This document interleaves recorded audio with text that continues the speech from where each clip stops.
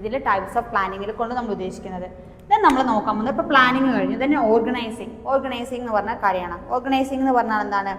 Organising is the next step of അല്ലേ, നമ്മൾ പറഞ്ഞു പ്ലാനിങ് കഴിഞ്ഞ നെക്സ്റ്റ് സ്റ്റെപ്പാണ് ഓർഗനൈസിങ് എന്ന് പറയുന്നത്. Organising is the next important functions of management after planning. Then organising എന്ന് പറഞ്ഞാൽ എന്താണ്?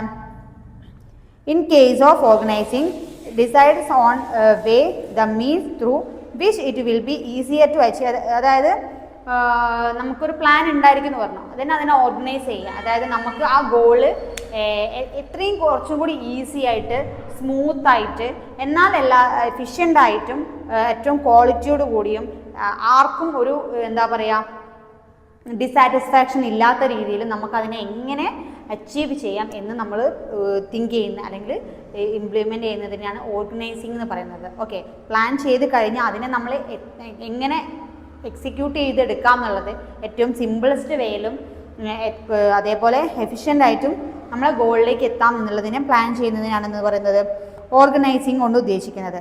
ഓർഗനൈസിങ്ങിൽ വരുന്ന പ്രോസസ്സ് എന്തൊക്കെയാണ്? Identifying the grouping the work to be performed. എന്ത് വർക്കാണോ പെർഫോം ചെയ്യേണ്ടത് എന്നുള്ളത് ഐഡൻറ്റിഫൈ ചെയ്യുകയും അതിനൊരു ഗ്രൂപ്പ് ചെയ്യുകയും ചെയ്യുന്നതാണ് ഓർഗനൈസിങ് എന്ന് പറയുന്നത്. Then determining responsibility to authority for each job positions അല്ലേ, ഓരോ ജോബ് പൊസിഷനിൽ വേണ്ട ആൾക്കാരെയും കൃത്യമായിട്ട് ഡിഫൈൻ ചെയ്യുകയും അത് എന്താ പറയുക അവർക്കുള്ള റെസ്പോൺസിബിലിറ്റി ഡിഫൈൻ ചെയ്യുക എന്നുള്ളത് ഓർഗനൈസിങ്ങിൽ വരുന്നൊരു പ്രോസസ്സാണ്.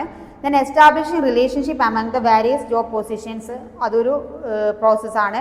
Then determine detailed rules and regulations of working അല്ലേ, വർക്കിങ്ങിനെ കുറിച്ചൊരു detailed rules and regulations create ചെയ്യുക എന്നുള്ളത് ഓർഗനൈസിങ്ങിൽ വരുന്ന ഒരു ഫങ്ഷൻ ആയിട്ടാണ് പറയുന്നത്.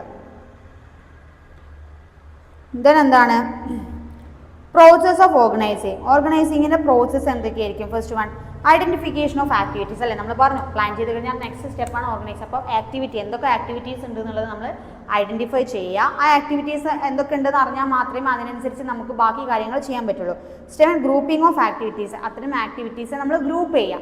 അതായത് ഇപ്പോൾ ആക്ടിവിറ്റീസ് ഒരു ബിസിനസ്സിൽ എന്തൊക്കെ ആക്ടിവിറ്റി ഉണ്ടെന്ന് ഐഡൻറ്റിഫൈ ചെയ്യുക. പിന്നെ ഗ്രൂപ്പ് ചെയ്യുന്ന പറഞ്ഞാൽ നമ്മൾ എന്താണ് പ്രൊഡക്ഷനിലേക്ക് ഒരു യൂണിറ്റ്, പിന്നെ അതിൻ്റെ പാക്കിങ്ങിൽ ഒരു യൂണിറ്റ്, ദെൻ അതിന് എന്താ ട്രാൻസ്പോർട്ടേഷൻ, അങ്ങനെ ഓരോ ഗ്രൂപ്പ് ഓഫ് ആക്ടിവിറ്റീസ് ആയിട്ട് അതിനെന്ത് ചെയ്യാം ഡിവൈഡ് ചെയ്യുക. ദെൻ അസൈൻമെൻറ്റ് ഓഫ് റെസ്പോൺസിബിലിറ്റി, ഓരോ ഗ്രൂപ്പിനും ഓരോ റെസ്പോൺസിബിലിറ്റി ഉള്ളത് അത് എന്താണോ അവർ ചെയ്യേണ്ടതെന്നുള്ളത് അസൈൻ ചെയ്ത് കൊടുക്കുക.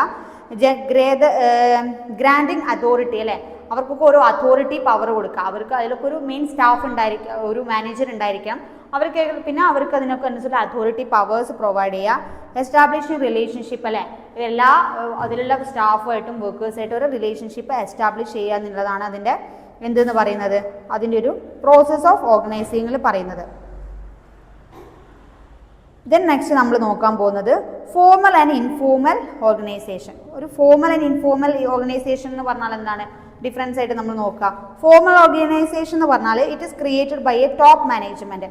അതായത് ഒരു ഫോർമൽ ഫുള്ളി ഒഫീഷ്യൽ പ്രൊസീജിയറിൽ പോകുന്നതായിരിക്കും ഫോർമൽ ഓർഗനൈസേഷൻ എന്ന് പറഞ്ഞാൽ. അത് ക്രിയേറ്റ് ചെയ്യുന്നതായിരിക്കും ഒരു ടോപ്പ് മാനേജ്മെൻ്റ് ആയിരിക്കും. ദെൻ ഇൻഫോർമൽ ഓർഗനൈസേഷൻ എന്ന് പറഞ്ഞാൽ എന്താണ്?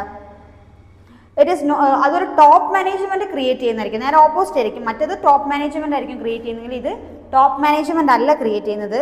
ദെൻ അത് എങ്ങനെ വരുന്നത്? It arises out of the natural desire of the people to associate അല്ലേ, അതായത് പീപ്പിൾസ് അതിൽ എംപ്ലോയീസിൻ്റെ ഒക്കെ ഒരു അവരെ ഡിസയർ, അവരുടെ ആഗ്രഹപ്രകാരം അത് നാച്ചുറലി ഫോം ചെയ്ത് വരുന്ന ഒരു എന്താ പറയുക ഓർഗനൈസേഷനാണ് ഇൻഫോർമൽ ഓർഗനൈസേഷൻ എന്ന് പറഞ്ഞാൽ. ദെൻ മറ്റേതിൽ എങ്ങനെയാണ്? ഫോർമലിൽ വരുന്ന സമയത്ത് it creates to get the jobs of organisation performed in planned and systematic manner അല്ലേ. നമ്മൾ പറഞ്ഞു ടോപ്പ് അതോറിറ്റിയാണ് അത് ക്രിയേറ്റ് ചെയ്യുന്നത്. എന്താ പറയുക ഇൻറ്റൻഷനലി ക്രിയേറ്റഡ് ചെയ്യുന്നതായതുകൊണ്ട് തന്നെ അതിൻ്റെ എന്താ പറയുക അതിൻ്റെ ഒരു പ്ലാൻഡ് ആൻഡ് സിസ്റ്റമാറ്റിക് മാനറിലായിരിക്കും അതിൻ്റെ ഒരു പ്രിപ്പറേഷൻ അല്ലെങ്കിൽ അതിൻ്റെ പ്രൊസീജിയർ ജോബ് ഫോർമാറ്റ് എന്ന് പറയുന്നത്. മറ്റേത് എങ്ങനെയായിരിക്കും? It is formed satisfying those needs of members which can satisfy normal formal അല്ലേ. അതായത് മറ്റേത് ഇൻഫോർമൽ ഓർഗനൈസേഷൻ നമ്മൾ പറഞ്ഞു എംപ്ലോയീസിൻ്റെ എന്താ പറയുന്നത് അവരുടെ ഡിസയർ അനുസരിച്ച് ക്രിയേറ്റ് ചെയ്യുന്നതുകൊണ്ട് അവരുടെ സാറ്റിസ്ഫാക്ഷൻ ആയിരിക്കും അതിൽ നമ്മൾ പെർഫോം ചെയ്യുന്നത്. ദെൻ ഫോർമൽ ഓർഗനൈസേഷനിൽ മാനേജർ ഒഫീഷ്യലി അപ്പോയിൻറ്റഡ് മാനേജേഴ്സ് ആയിരിക്കും ഉണ്ടാവുക. മറ്റേതിൽ എങ്ങനെയായിരിക്കും? മെമ്പേഴ്സ് ഓഫ് ഇൻഫോർമൽ ഗ്രൂപ്പ്സ് ആയിരിക്കും ഇൻഫോർമൽ ഓർഗനൈസേഷനിൽ ഉണ്ടായിരിക്കുക. Select someone as their leader to take care of interest of group members അല്ലേ. അതിലൊരാളെ നമ്മളൊരു ലീഡറായിട്ട് തിരഞ്ഞെടുക്കുന്നു. ആ ലീഡർ എന്താ ചെയ്യുന്നത്, മറ്റെല്ലാ മെമ്പേഴ്സിനെയും ടേക്ക് കെയർ ചെയ്ത് അവരെ ഇൻട്രസ്റ്റ് അവരെ സാറ്റിസ്ഫാക്ഷൻ നോക്കുക എന്നുള്ളതാണ്. ദെൻ ഫോമൽ ഓർഗനൈസേഷനിൽ managers of formal organisation have formal authority ആയിരിക്കും ഉണ്ടാവുക. മറ്റതിൽ എങ്ങനെയായിരിക്കും, ഇൻഫോമൽ ആയിരിക്കും. അതേപോലെ തന്നെ informal group depends upon the combined support of group members ആയിരിക്കും. ദെൻ പെർമനൻ്റ് ആൻഡ് സ്റ്റേബിൾ ആയിരിക്കും ഫോമൽ ഓർഗനൈസേഷൻ. മറ്റേത് എങ്ങനെയായിരിക്കും, പെർമനൻ്റ് ആയിരിക്കില്ല, ടെമ്പററി നേച്ചർ, ഒരു ഡിസയറിൻ്റെ മേലിൽ ഒരു പെർട്ടിക്കുലർ ഒരു മെൻ്റൽ സാറ്റിസ്ഫാക്ഷന് വേണ്ടി ക്രിയേറ്റ് ചെയ്യുന്നതായിരിക്കും. അപ്പോൾ എന്തായിരിക്കും, ഓഫ് കോഴ്സ് ടെമ്പററി ആയിരിക്കും അതിൻ്റെ ഇതുണ്ടായിരിക്കുക എന്ന് പറയുന്നത്, അതിൻ്റെ സ്റ്റെബിലിറ്റി.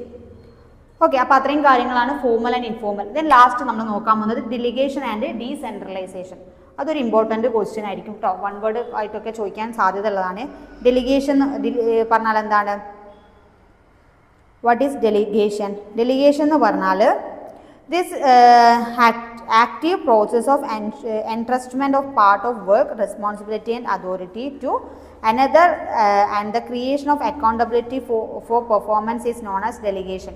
അതായത് ഡെലിഗേഷൻ എന്ന് പറഞ്ഞാൽ നമ്മൾ ഒരു വർക്കിൻ്റെ മുകളിലുള്ള റെസ്പോൺസിബിലിറ്റി ആൻഡ് അതോറിറ്റി അത് നമ്മൾ എന്ത് ചെയ്യാം, to another creation of accountability and performance. അതായത് ഡെലിഗേഷൻ എന്ന് പറഞ്ഞാൽ നമ്മളെ ഒരാളുടെ മേലുള്ള ഒരു അതോറിറ്റി അല്ലെങ്കിൽ അയാളുടെ ഒരു വർക്കിംഗ് റെസ്പോൺസിബിലിറ്റി അയാൾ എന്ത് ചെയ്യുക, വേറൊരു അതോറിറ്റിക്ക് കൂടി ഡെലിഗേറ്റ് ചെയ്ത് കൊടുക്കാം, വേറൊരാളെയും കൂടി ഏൽപ്പിച്ചിട്ട് നോക്കുന്നത് തന്നെയാണ് നമ്മൾ ഡെലിഗേഷൻ എന്ന് പറഞ്ഞാൽ പകർന്നു കൊടുക്കുക. അതായത് എനിക്കിപ്പോൾ ഒരു റെസ്പോൺസിബിലിറ്റി അതോറിറ്റി ഉണ്ടെങ്കിൽ ഞാൻ അത് കുറച്ചും കൂടി ഒരു ഈസി ആവാൻ വേണ്ടിയിട്ട് ഞാൻ വേറൊരാൾക്കും കൂടി അതിൻ്റെ അതേ പവർ കൊടുക്കുക എന്ന് കരുതാം. ഓക്കെ, അപ്പോൾ എനിക്ക് എന്ത് റോളുണ്ടോ ആ റോൾ തന്നെ ആ വ്യക്തിക്കും ഉണ്ടായിരിക്കും.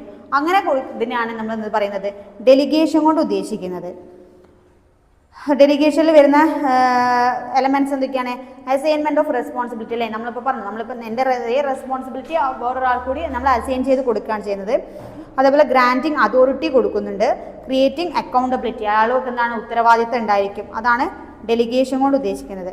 ദെൻ ഡീസെൻട്രലൈസേഷൻ എന്ന് പറഞ്ഞാൽ എന്താണ്, it is a systematic effort to delegate authority at all levels of management and all departments. അതായത് ഡെലിഗേറ്റിംഗ് ഒരു സിസ്റ്റമാറ്റിക് എന്താ പറയുക വർക്ക് എഫേർട്ടിനെയാണ് ഡീസെൻട്രലൈസേഷൻ എന്ന് പറയുന്നത്. അതായത് അതോറിറ്റി ഡെലിഗേഷനിൽ നമ്മൾ ചെയ്യുന്ന വർക്കിൻ്റെ മുകളിലുള്ള ഒരു സിസ്റ്റമാറ്റിക് എഫേർട്ടിനെയാണ് നമ്മൾ ഡീസെൻട്രലൈസേഷൻ എന്ന് പറയുന്നത്.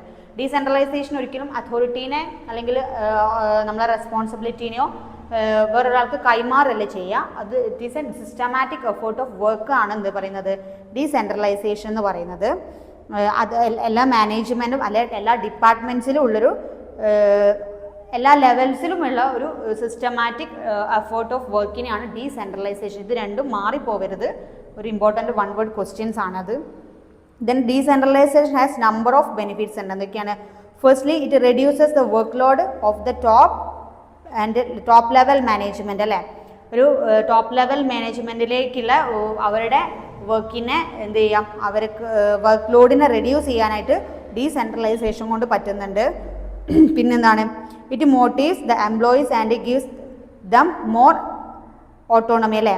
അവർക്ക് എംപ്ലോയീസിലും അതേപോലെ തന്നെ വർക്കേഴ്സിൻ്റെ ഇടയിലൊക്കെ ഒരു മോട്ടിവേഷൻ ക്രിയേറ്റ് ചെയ്യാനും അതിൽ അവരെ ടാലൻസിനെ ഇമ്പ്രൂവ് ചെയ്യാനും അതേപോലെ തന്നെ ഒരു ഓട്ടോണമി ക്രിയേറ്റ് ചെയ്യാനായിട്ട് എന്തുകൊണ്ട് പറ്റുന്നുണ്ട്, ഡീസെൻട്രലൈസേഷൻ കൊണ്ട് പറ്റുന്നുണ്ട്. അപ്പം ഇത്രയും കാര്യങ്ങളാണ് നമ്മൾ ഈ പ്ലാനിങ് ആൻഡ് ഓർഗനൈസിംഗ് എന്ന് പറഞ്ഞ യൂണിറ്റിൽ കവർ ചെയ്യുന്നത്. ഓക്കെ.